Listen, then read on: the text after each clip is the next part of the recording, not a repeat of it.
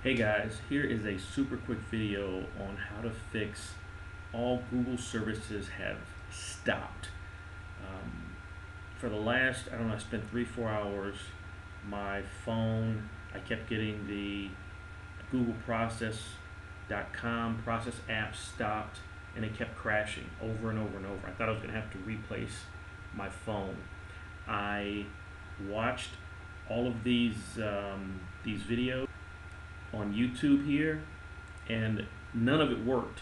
It was just the same. There's probably about 100 videos here that tell you how to fix the process, and they use the exact same steps. It's just copying Me Too videos.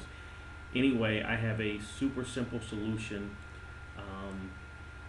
Go to your settings and then apps, and then start removing programs that you are not using. Basically, it happens when your internal storage is full and can't accept anymore, but it doesn't tell you that.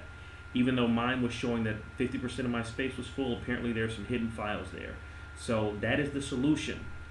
Delete your files, pictures, videos, and that should clear up the problem.